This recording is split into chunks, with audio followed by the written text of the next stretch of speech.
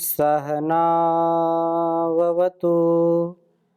सहनौ भुनक्तु सह वीर्यं करवावहै तेजस्विनावधीतमस्तु मा विद्विषावहै। ओम शांति शांति शांति। वैदिक जीवन पद्धति की इस कक्षा में पुनः आप सभी श्रोताओं का, दर्शकों का हृदय की गहराइयों से हार्दिक स्वागत है, अभिनंदन है, प्रणाम है। वैदिक जीवन पद्धति जो पूर्ण वैज्ञानिक पद्धति है, जो वेदों पर आधारित पद्धति है, वेदों के उपदेशों का श्रवण मनन निधिध्यासन करके अपने जीवन और इस जगत की भलाई के लिए हम जब निरंतरता से इस ज्ञान को आत्मसात करते हैं, इसके प्रति हमारी पूरी श्रद्धा होती है, पूरी भक्ति होती है, तो हम वास्तव में जीवन को श्रेष्ठतम बना सकते हैं। और जो एक श्रेष्ठ मनुष्य का, आर्य का जो व्रत होता है, जो कर्तव्य होता है, जैसा हमारा ऋषियों का और महापुरुषों का उद्देश्य व उपदेश था, उसको हम आत्मसात करके, उसको अपने प्रत्येक व्यवहार में अपना करके हम सच्चे और अच्छे बन जाते हैं। हम सब इस प्रकार से उस ईश्वर के भक्त बन जाते हैं जो हमारा सर्वविध, सर्वहित के लिए जो कार्य होता है, और सर्वविध वह परमात्मा जो इस जगत और इस चर अचर जड़ चेतन सबका जो पालन करता है, सबका जो जन्मदाता है और सबको फिर विशेष व्यवस्था में रखने वाला है, प्रलय जो करने वाला है, हम उसकी शरणागति को प्राप्त हों, हम अच्छे भक्त बने, अच्छे साधक बने, अच्छी साधना करने वाले बने, तब यह वेद का उपदेश हमारे लिए अत्यंत कल्याणकारी हो जाएगा। आज हम ऋग्वेद के तीसरे मंडल के तीसरे मंत्र का और दूसरे मंत्र का स्वाध्याय करेंगे। प्रथम, यद्यपि मैंने पहले भी कहा है कि मुझको विचार करना पड़ता है कि कौन सा मंत्र मैं आपके समक्ष रखूं, क्योंकि एक से बढ़कर के एक वेद मंत्र लगता है कि इसको जैसे किसी को गन्ने के खेत में भेज दिया जाए कि गन्ना तोड़ करके लाओ, तो उसको गन्ना मिलता नहीं, क्यों? एक से बढ़कर एक गन्ना अच्छा लगता है। तो मुझको विचार करना पड़ता है कि कौन सा वेद मंत्र आज आपके समक्ष रखूं। तो बहुत ही सुंदर वेद मंत्र हैं, पहले से लेकर के दूसरे तीसरे तक लेकर के। तो पहले मंत्र में ये कहा कि प्रभु का जो स्मरण करता है, ओम आतु न इंद्र मद्र्यगुहानः सोम पीते हरिभ्याम यावह दिवः। कहा कि प्रभु स्मरण में वासनाओं का विनाश होकर के सोम रक्षण होता है, और रक्षित सोम इंद्रियाश्वों को शक्तिशाली बनाता है। वहीं दूसरे मंत्र में यह बात कही कि निसंदेह जो हमारा यह जीवन है वह प्रभु की भक्ति में लगे, और भक्त का जीवन कैसा होना चाहिए उस विषय में कहा है। तो मैं इस वेद मंत्र को लिखता हूँ, फिर कुछ निवेदन आपके समक्ष करूंगा।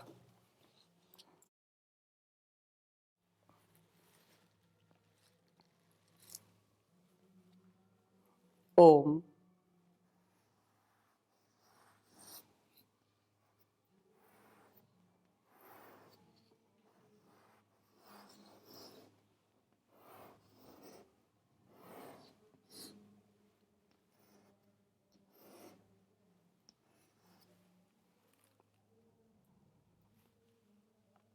सत्तो होता न ऋत्व्यः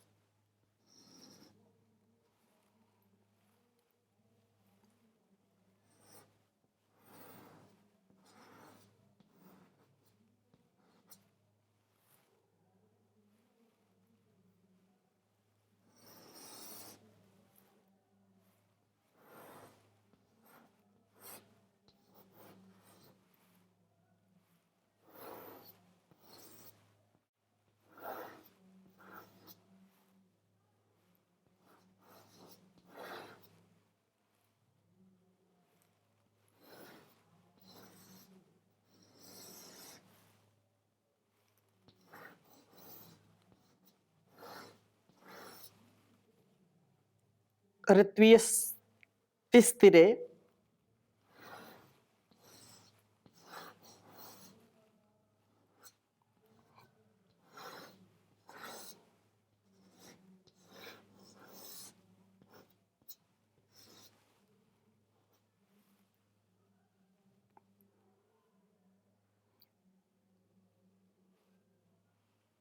बर्हि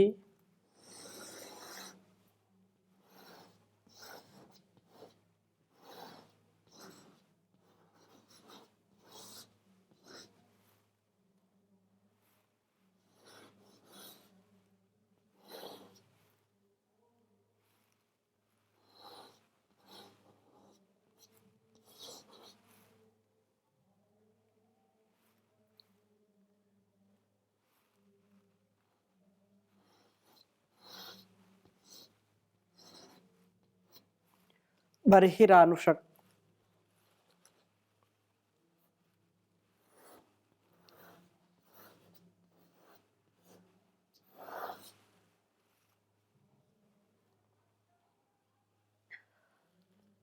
अयुज्रन प्रातरद्रयः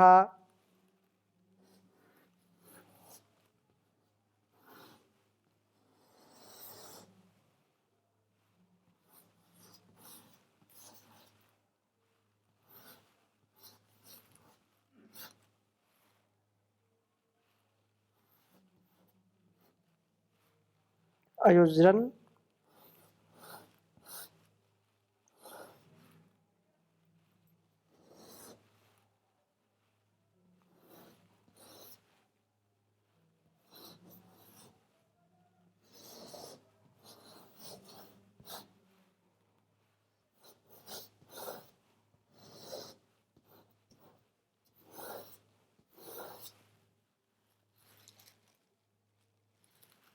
तृतीय मंडल के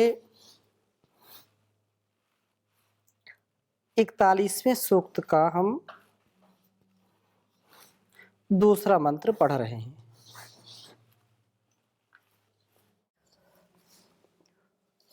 ओम सत्तो होता न ऋत्विस्तिस्तिरे बर्हिरानुषक अयुज्रन प्रातरद्रयः। ओम सत्तो होता न ऋत्विस्तिस्तिरे बर्हिरानुषक अयुज्रन प्रातरद्रयः। प्रभु भक्त का जीवन कैसा होना चाहिए, दोनों प्रकार से हम इस वेद मंत्र को समझने का प्रयास करते हैं।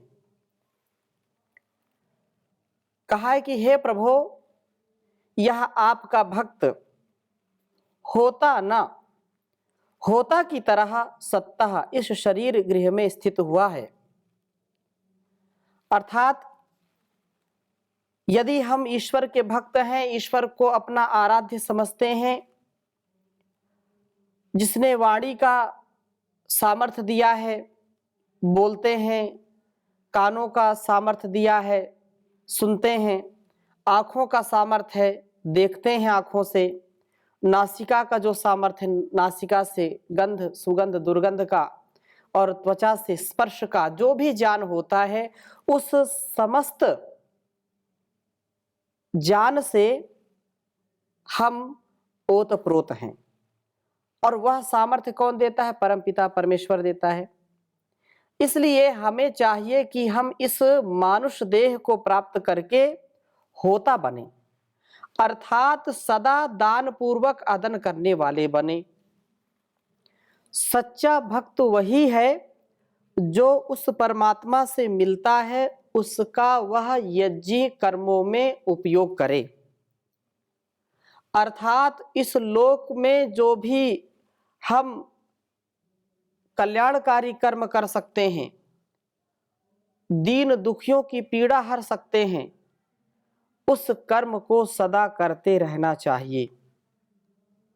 और ऐसा जो अदन करने वाला है, जो सच्चा भक्त होता है, वह होता है। अर्थात जैसे हवि को अग्नि में समर्पित करने वाला होता है, वो वैसे ही इस यज्ञाग्नि में, इस संसार की सेवा सत्कार में, परोपकार में, सदाचार में अपने सामर्थ्य को लगाता है। स्वयं भी प्रसन्न रहता है, दूसरों को भी प्रसन्नता देता है, स्वयं भी धनवान है, दूसरों को भी धनवान करता है, स्वयं भी बुद्धिमान है, शक्तिमान है, बलवान है, चरित्रवान है, दूसरों को भी ऐसी जो शिक्षा देता है, वही ईश्वर का सच्चा भक्त है। केवल दिखावटी प्रभाव ना हो, केवल बहरूपियापन ना हो और दिखावने में हम सोचे कि हम बहुत बड़े भक्त हैं, ऐसा भक्त नहीं। भक्त तो वास्तव में सच्चा वही है जो अपने हृदय से, अपनी वाणी से, अपने शरीर से सदा सर्वदा सर्वत्र उपकार की भावना से कार्य करता रहे, उसका यजन 24 घंटे चलता रहे, उसके मन में किसी के भी प्रति ईर्ष्या द्वेष का भाव ना आए, कभी भी वह दूसरों का अहित ना चाहे, वही सच्चा भक्त होता है।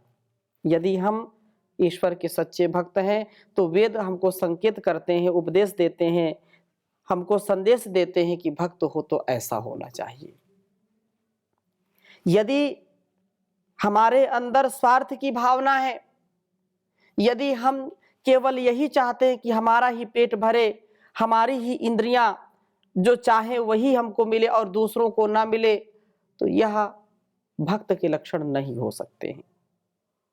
भक्त वही है जो स्वयं तप करके, स्वयं अपने विकारों को नष्ट करके, स्वयं अपने सामर्थ्य से, अपने भक्ति से सबको तृप्त करता है, सबका ज्ञानवर्धन करता है, सबको बल प्रदान करता है।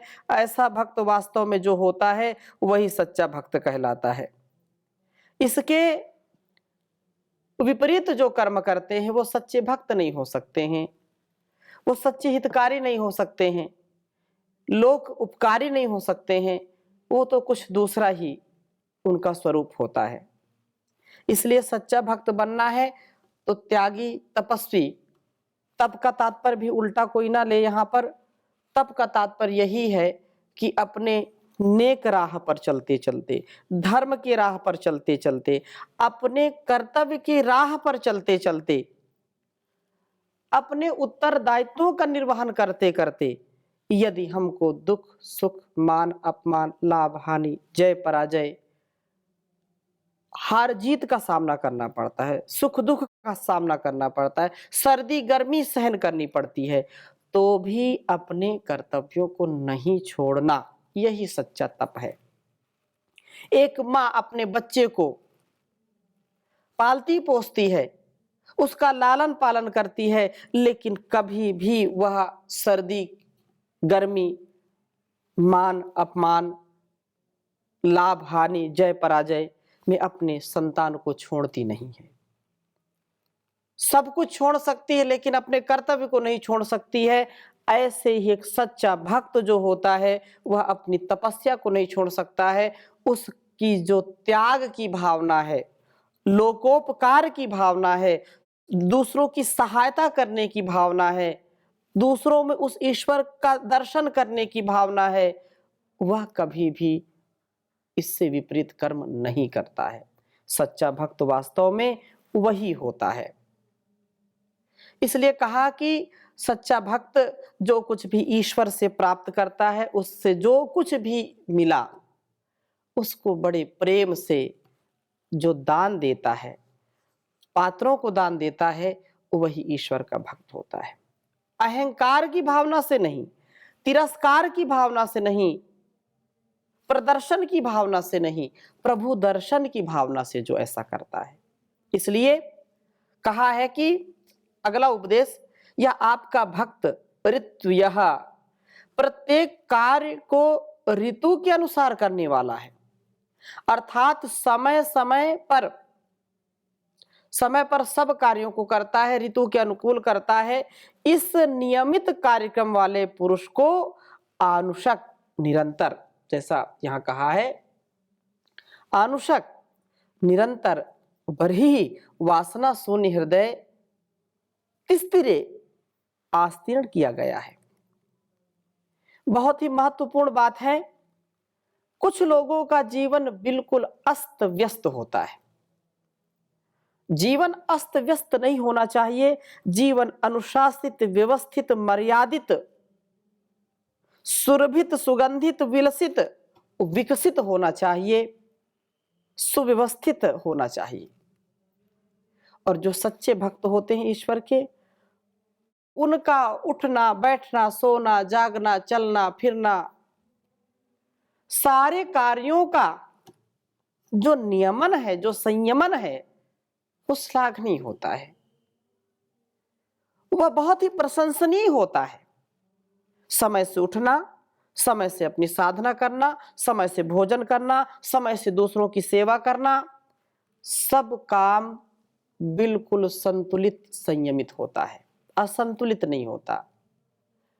जो विलासिता में रहते हैं, जो भौतिकता के इस अंधी दौड़ में आगे दौड़ते हैं, उनका उठना, बैठना, सोना, जागना, उनका व्यवहार सब बिल्कुल डिसबैलेंस, और वह कभी भी उन्नति नहीं कर सकते। जो सच्चा भक्त होगा वह बिल्कुल शरीर से भी, मन से भी पूर्ण स्वस्थ होगा। क्यों? क्योंकि उसका उठना, उसका सोना, जागना, सोना दोनों ही संतुलित है, आहार भी संतुलित है, और ऋतु के अनुकूल करता है कार्यों को। अर्थात ऋतु का तात्पर्य तो ये है कि वर्षा, गर्मी, सर्दी आदि एक ऋतु ये है। दूसरा ऋतु का तात्पर्य ये है कि समय समय पर अपने कार्यों का संपादन करना, समय की मर्यादा का ध्यान रखना, क्योंकि यह समय बड़ा बलवान है, समय किसी के काबू में आता नहीं है। इसलिए समय का पूरा ध्यान रखते हैं जो सच्चे भक्त होते हैं, क्योंकि यह समय, आज का जो पल है, ये कल आए ना आए, अभी इस क्षण का कोई पता नहीं। इस प्रकार से आज का यह पल कल आने वाला नहीं है। आज जो हम कर लें, अभी कर लें, शुभ से शीघ्रम अशुभ से कालहारी। इसलिए जो हम करें उसको पूरी तेजस्विता के साथ करें, और हमारे जो कार्यक्रम हों, जो हमारे कर्म हों, जो अनुष्ठान हों, वो बहुत ही समय के अनुसार हों। समय की हम कीमत जानें। समय की कीमत हम जानते हैं तो समय हमारा मान बढ़ा देता है, सम्मान बढ़ा देता है। समय यदि हमने नहीं संजोया, समय का सम्मान नहीं किया, तो समय भी हमारा सम्मान कभी नहीं करता है, और हम समय को ऐसे खो देते हैं जैसे बिल्कुल पानी में सारी चीजें बह जाती हैं। तो पानी जैसे पैसे और यह समय न खर्च करें, एक एक पल की कीमत अनमोल है। इसलिए हम अपने समय का पूरा पूरा ध्यान रखें, और वास्तव में सच्चा भक्त वही है जो नियमित कार्यक्रम वाला होता है और वासना शून्य होता है। निरंतर बरही वासना शून्य हृदय तिस तिरे आस्तीर्ण किया गया है। यह इस प्रकार का प्रभु भक्त है जो वास्तव में सच्चा होता बनता है, अर्थात यजन करने वाला बनता है, समय अनुसार कार्य करता है, हृदय को वासना शून्य बनाता है, हृदय में उसके कोई भी वासना नहीं रहती। भगवान श्री कृष्णचंद्र जी गीता में कहते हैं, अर्जुन के पूछने पर कि अर्जुन को बहुत उपदेश दिया, तो अर्जुन प्रश्न करता है कि भगवान, हे प्रभु, हे योगेश्वर, आपने बहुत सारा उपदेश किया है, लेकिन ये जो स्थित प्रज्ञ है, जिसकी मति स्थिर हो गई है, उसका स्वभाव कैसा है? तो चांचल्य प्रवृत्ति जिसमें ना हो। कहा कि जो हमारा जीवन है, उस जीवन में हम यदि देखते हैं कि स्थित प्रज्ञ कौन है, तो कहा प्रजहाति यदा कामान सर्वान पार्थ मनोगतान आत्मन्यवात्मना तुष्टः स्थित प्रज्ञस्तदुच्यते। जो स्वयं में ही आत्म विभोर रहता है, स्वयं में प्रसन्न रहता है, बाहर के आलंबनों से दुखी सुखी नहीं होता है, और वातावरण के अनुकूल, समय के अनुकूल मर्यादित व्यवहार करता है, और उसके अंदर की कामनाएं जो हैं, प्रजहाति यदा कामान सर्वान पार्थ मनोगतान, मन में जो कामनाएं आती रहती हैं, इनसे जो ऊपर उठ जाता है, और अपने आप में जो संतुष्ट रहता है, तुष्ट रहता है, वही वास्तव में सच्चा स्थित प्रज्ञ है, वही मेधावी है, वही समाधि की स्थिति को प्राप्त करने वाला होता है। और आगे कहा कि ये अद्रयः उपासना करने वाले लोग प्रातः उषा काल में ही अयुज्रन अर्थात युजुर्योगे योगाभ्यास करते हैं। उषा काल की उपासना इन्हें वह शक्ति प्रदान करती है या वह शक्ति इनको प्राप्त कराती है जिससे कि वे दिन भर के कार्यक्रम को अनथक रूप से करने में समर्थ होते, बिना थके बिना रुके सतत करते रहते हैं कर्मों का अनुष्ठान और उनका उत्साह चरम पर होता है। सुबह सुबह जो योगाभ्यास करते हैं, उस प्रभु से अपनी लगन लगाते हैं, वे सुबह सुबह अपने को चार्ज कर लेते हैं, डिस्चार्ज नहीं होते, इंचार्ज बन जाते हैं, अपने इंद्रियों के स्वामी बन जाते हैं और दूसरों को भी चार्ज करते रहते हैं। तो अपने को हम सच्चा भक्त बनाएं, जैसा कि इस वेद मंत्र का संदेश है हमारे लिए कि हम मुख्य रूप से 4 बातों पर प्रकाश डाला है कि हम दान पूर्वक अदन करने वाले हों, पहली बात। दूसरी बात, समय अनुसार कार्य करें, समय के अनुसार समय के अनुरूप ही कार्य करने वाले हों। तीसरी बात, हृदय को वासना शून्य बनाएं। वासनाओं में व्यक्ति क्षीण हो जाता है, दुर्बल हो जाता है, नष्ट हो जाता है, दुष्ट हो जाता है, भ्रष्ट हो जाता है और फिर कष्ट सहन करता है। यदि कष्टों को हम नष्ट करना चाहते हैं तो हमारा उद्देश्य सच्चा भक्त बनने का होना चाहिए। चौथी बात क्या कही? उषा काल में प्रतिदिन योगाभ्यास करना। जो सच्चे भक्त होते हैं वो संपूर्ण आलस्य प्रमाद को छोड़ करके ईश्वर का भजन करते हैं और अपनी इंद्रियों पर, अपने मन पर नियंत्रण पाने के लिए, तन मन के आरोग्य के लिए योगाभ्यास जरूर करते हैं, प्राणायाम जरूर करते हैं, व्यायाम जरूर करते हैं और संयमित जीवन जीते हैं। इसलिए उनको सब कुछ मिल जाता है जो वो चाहते हैं और जो जागते नहीं सोते हैं वो खोते हैं। इसलिए आपने प्रार्थनाएं भी बहुत सुनी हैं। उठ जाग मुसाफिर भोर भई, अब रैन कहाँ जो सोवत है, जो सोवत है सो खोवत है, जो जागत है सो पावत है। उठ जाग मुसाफिर भोर भई, अब रैन कहाँ जो सोवत है। टुक नींद से अखियां खोल जरा और अपने प्रभु से प्रीति लगा। यह प्रीति करन की रीति नहीं, प्रभु जागत है तू सोवत है। उठ जाग मुसाफिर भोर भई, अब रैन कहाँ जो सोवत है। तो हम जाग जाएं। अब जाग गए तो सोना क्या रे, मानुष जन्म मिला अब इसे खोना क्या रे। हम अपने जीवन को सच्चे अर्थों में सात्विक, साहसी, उत्साह से परिपूर्ण करें और सच्चे भक्त बने, ईश्वर के आगे नतमस्तक हो जाएं। यही हमारे जीवन को उन्नत करने वाला है। आज की इस कक्षा को यहीं पर विराम देते हैं। शेष चर्चा अगले मंत्र के साथ करेंगे। ओम ओम शांति शांति शांति।